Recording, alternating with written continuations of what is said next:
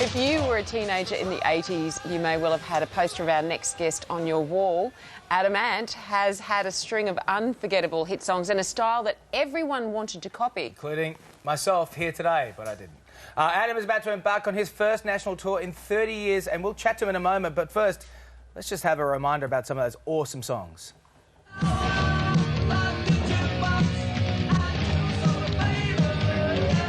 It was the 1980s. The punk and new wave movement dominated the British music charts. And Ant-Mania was born. With his signature face paint and flamboyant wardrobe, the charismatic Adam Ant was the perfect frontman. The band's debut album, Kings of the Wild Frontier, spawned 3 hit singles. And a year later, they released their second album, Prince Charming.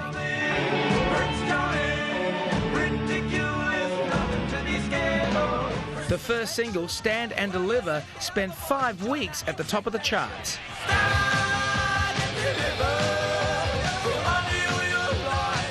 In 1982, Adam embarked on a solo career, and his first release, the infectious Goody Two Shoes, went straight to #1.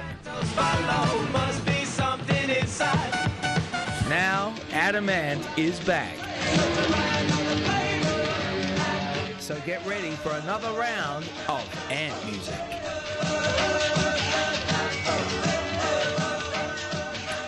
Oh, Adam Ant, welcome to the show. First time back in Australia since the 80s. Oh, yeah. So what do you remember about those days? I remember someone gave me a wallaby to try and hang on. Said, "Oh, this is a nice little wallaby. Why don't you just hang on to it?" Dragged me halfway down the street. So that. Oh, a live one? Yeah, real one. Yeah. Thought it might have been a So that was good. But everyone was so hospitable, you know, and still are. So it's great to be back, and I hope to make it a bit quicker than 30 years before I come back again. Don't do that again. Yeah, definitely. Adam, it's such a great honour to meet you as a musician. I mean, you were such an icon, you know, musically, but also as a style icon. You were very progressive. How did you get that famous look? Really, well, it began... I think all real movements come from the street, and in London it really came from the punk scene, which I started seeing the Sex Pistols '77. And then by about '79 it got a bit tired and a bit grey, so I just thought make it a bit heroic. So everyone likes a pirate, and highwaymen, and Native American Indians were also very sort of bold, so it happened to work with the right sound, you know. I can't define it. If I tried to write why it happened, I'd never have done it, I don't think. It's funny, isn't it? Because Michael Jackson called you at one point, didn't he? And you didn't believe it was him calling? Yeah, that was a bit... Yeah, my drummer, Terry Lee Miles, we were always, like, making bogus phone calls to each other, you know, just messing about. And then one morning I was really asleep, about 5 in the morning, and he says, "Hi," you know. The phone goes, "Hi, is that Adam Ant?" I said, "Don't you dare, I'm tired, I'm not joking, Terry." Put the phone down, and then he called back, "No, it's Michael Jackson." No, put the phone down, and then it was, "Hi, this is Quincy Jones." I knew it was him. So that was, and he just wanted to know where I got the jacket from. And it's amazing, because we did flash up a shot, we might show it again. It's a look where Michael is very similar to you. He so ripped you off. He's wearing the same jacket. And we were saying before, look, Johnny Depp has ripped you off. Michael Stipe with the little thing. With the stripe across the maybe nose. even a little bit of Lady Gaga from that Prince Charming clip. I mean, you still resonate with people to this day. Well, that's very flattering, you know. I'm always trying to sort of move forward. You know, when I come here next month to play, hopefully there'll be something fresh as well, you know. You can't just sit on your laurels. And I like Lady Gaga because I've never seen her wear the same thing twice, and that's very hard. Yeah. So, you know, I applaud that. She keeps changing it up, doesn't she? It's a hard thing. Just going back to your music for a second, Goody Two Shoes was the song. We played a little bit of it in that intro story. And it's essentially about being on the straight and narrow, isn't it? It's because you were sort of anti-drugs within your band. Yeah. Well, I think it was like a manifesto, because my hero as a kid was people like Muhammad Ali and sportsmen like George Best.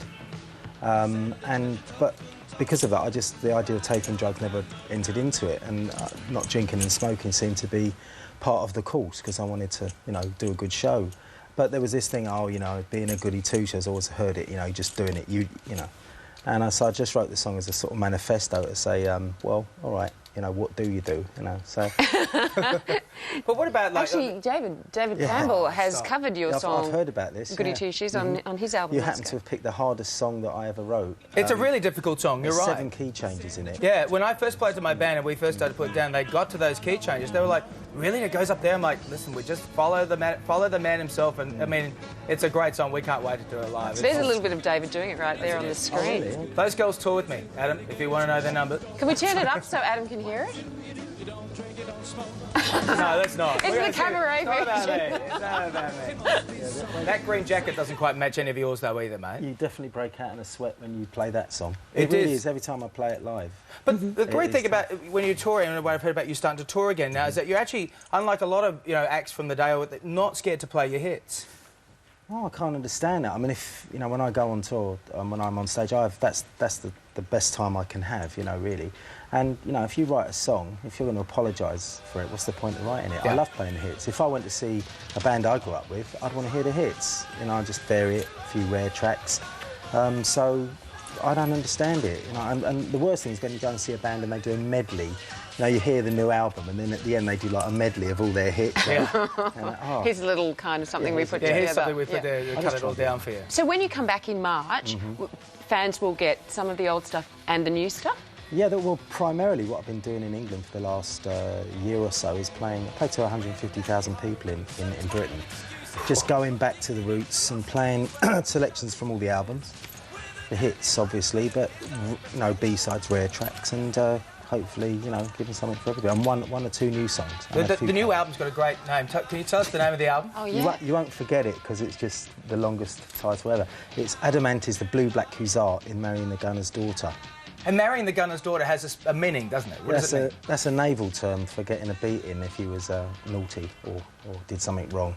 So that was what it was like being with a certain major record label for many years. But... Well, look, mate, thank you. It's such a... Listen, when you come back to Australia, would you mind bringing the band and the drummers and the girls and coming here and do a number for us? Yeah, I would imagine we can sort something out, yeah. That would be brilliant. Thank you very much. Thank you so much. Thanks for having me. All of Adam's dates can be found on our website. He's back, people. You want to go see him. The great Adam, man. Thank you so much.